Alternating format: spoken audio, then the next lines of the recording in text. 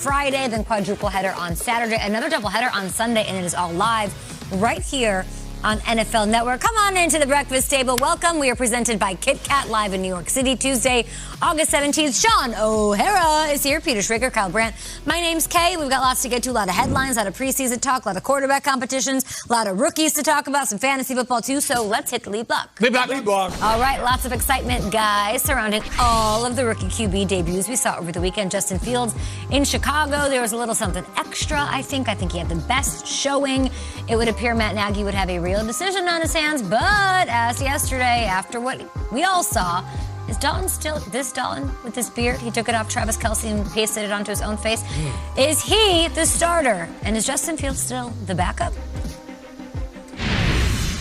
Yeah, it is the case, and I think for us to focus on, the day by day and just kind of everything that goes into it, the only thing that those guys care about right now is just being great at that position. And I think, Andy had 6 plays, and yeah, it's hard to say much good or bad about that with the 6 plays. So we're going to get him some more snaps this coming preseason game. And then with Justin, I go back to what I said too. Like, we want to be able to see live plays, live situations. We got that, and he did a great job.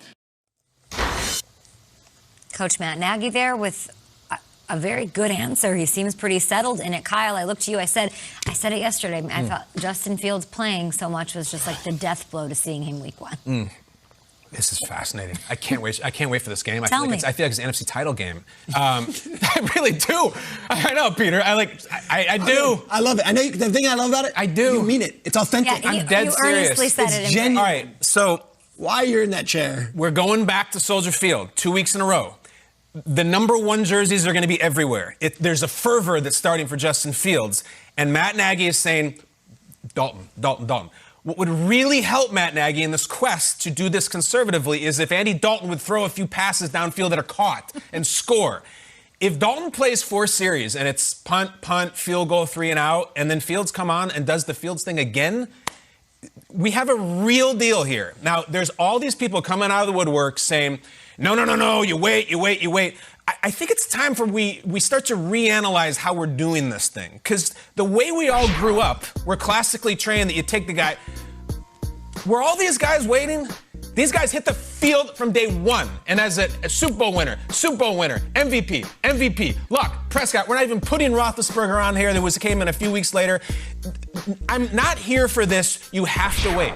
Some guys are just ready. And I'll tell you something else as it pertains to Fields. The Mona Lisa example of the way it was so perfectly done is Patrick Mahomes waited, and he learned, and he sat there, and he studied. I'm not so sure Patrick Mahomes would not have been brilliant that first year. In fact, I'm pretty sure he would have been. For all we know, the Chiefs would have won the damn Super Bowl if they'd paid Patrick Mahomes as a rookie. Hey. But they waited. And the other thing is, can you imagine last year, what if the misfortune that happened to Chargers quarterback Tyrod Taylor had not happened? Yeah. What if Justin Herbert never got on the field because let's let him wait and learn? It's the best rookie quarterback season we've ever seen. So I don't like the idea of doing it for doing its sake because we just want to go with the older guy. I'll give you a spoiler alert now, guys. This story does not end with Andy Dalton going 11-6 for the Chicago Bears and they get into the playoffs and he plays all. It's not going to happen. And Justin Fields does some wildcat plays here and there. The guy is wildly talented. He is the most able quarterback on the roster. The idea of just taking him and saying, I just don't want to ruin it. Get him the hell out there. Are you seeing the league right now? It's different. The college quarterbacks are different. You have the guy you've waited for 103 years. If he's not ready, don't put him out there. If you're not putting him out there because you're not ready, then that's on you. That's good. And I'll tell you why it's good, because the counter is, well, look at what Tom Brady had with a year. Look at Michael Vick after a year. There's that list, too. There's that list of, look, it took a year for these guys to learn, and Mahomes was better off for learning from Was outside. he? But to your point, we don't have the argument against it, because Joe Flacco was the 3rd quarterback in Baltimore. Troy Smith got tonsillitis and missed, and then what's the kid? Kyle Bowler hurt his shoulder, and then they're like, all right, I guess we got to start the rookie, and he was amazing. So to your point, you think that you're supposed to rest him, but I mentioned Tom Savage yesterday, right? Tom Savage is the guy. Bill O'Brien. Tom Savage is the guy. 1/2 into that season, they're like, what are we doing? Deshaun Watson going in at halftime. What was the point of preseason with Tom Savage with the ones? Does Nagy feel more dug in than that? Because, Bill O'Brien, that was I think Nagy knows exactly what he has. He knows what he had in Patrick Mahomes. He knows what he's going to look like in front of the fans at practices. he's so dug in on this, I think, more than Bill O'Brien was. Might be. Savage. It might be. And we'll see if that so dug in continues after another great performance this week. That's got to be the toughest part about being a head coach, because you know this guy's electric. The train is already rolling down the tracks, and everybody sees it too, and everybody knows it, you know. But I think when you're Matt Nagy and you're looking at my entire team, and I'm looking at this young kid, man, before I throw him out there, like, can we protect him? Like, can we be functional offensively before I throw this kid out there? As much as I want to see Justin Fields as if I'm Matt Nagy as well, and I want to win some games, look, I can't put him out there week one until I know that we have a tackle that can block the defensive end on a regular basis. Until we have a functional offense and we can run the football. Sean, what do you think, though? This guy can evade any rush. He can break the paint, get the hell out of the Dalton. Can't do any of that stuff. Absolutely. And to your point, if they're 1-2, 1-3, and that is an issue, and we've got a quarterback back there that's a statue and that can't get out of harm's way, now you know what? We need to add that wrinkle. And now you know what? He gives us the best chance. We saw it happen with Carson Wentz last year with Jalen Hurts. It was, hey, Jalen's a little more mobile. He can avoid the sacks. He got sacked 6 times in his first game because he's a young quarterback. That happens. So the excitement is absolutely there. I'll say this. I never walked out of a preseason game and said, man, I really like where we are as a team when I was a player. I never walked away, certainly not the first preseason game. It was like, man, first preseason game, it's like your practice week in golf. Like, just, hey, let me just knock the rust off of everything. So nobody's worried about it. But if you're Andy Dalton, look, he filled in last year when Dak Prescott went down. He got knocked out of a game against Washington. You know, Bostic put him to sleep. And, you know, that is very real to your point about Herbert, Tyrod Taylor. The kid's got to be ready. So he needs to get some reps. But for Nagy, you got to pull back. It's tough. A total aside, I'm watching this Mayor of Easttown now. I'm late on it, I know. I'm watching it. And every time I hear Matt Nagy talk, it is like Lieutenant Colin Zabel is speaking to me, or Billy or John from that crazy family, that whatever's going on there in Easttown. Zabel. Winslet has talked about it's the O's. Home. We have to go. She talks about the dialogue. Jersey right there. Nagy's from Manheim, Pennsylvania, which is an hour from Easttown, Pennsylvania. So if you listen to Nagy, put him in that. So funny. Just throw him right in there. He's the Nighthawk. All right, what is it? The Lady Hawk. The Lady Hawk. She hit one shot. That was it. Just one big shot.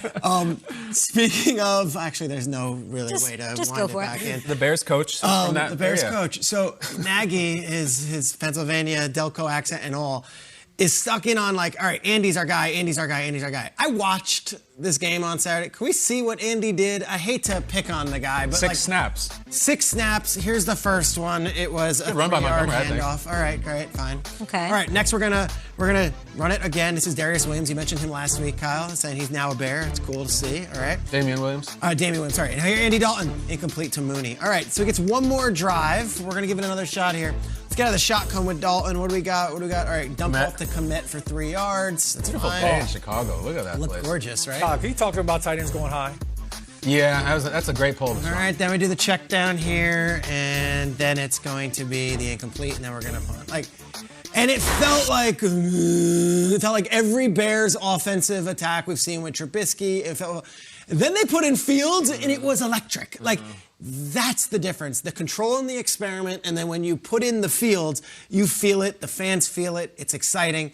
It's going to be really hard for Matt Nagy if on Saturday Fields does it again. And to your point, you made a really good. The train has left the station. Get on board. And he's not going to be bullied into anything.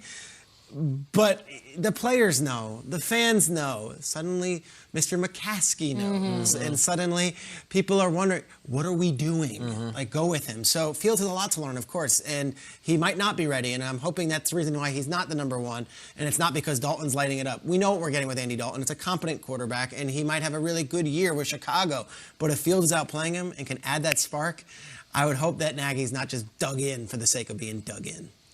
For week one, it sounds like he's dug in, but hopefully there's flexibility after that. I feel like they're just going to try to use Andy to, like you're saying, manage with what you can until they have Fields where they want him, the level of development. Just to counter you guys, think about Patrick Mahomes and how many times he has faced reporters or media or how volunteering information that he liked sitting that first year, that he got a lot out of. Alex Smith. And Alex Smith, you can make comparisons, a steady hand, a good leader in the locker room. Patrick, it's not just who knows if he would have won the Super Bowl, but Patrick himself is saying it was good that I had that year to sit.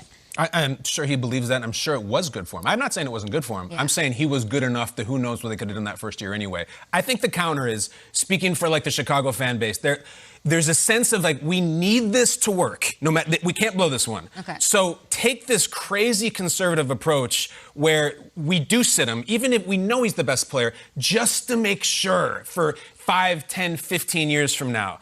I just can't get that. And the counter is it's Deshaun Kaiser or Ryan Leaf or any of these quarterbacks who were thrown out there and or David Carr on our network, and we're just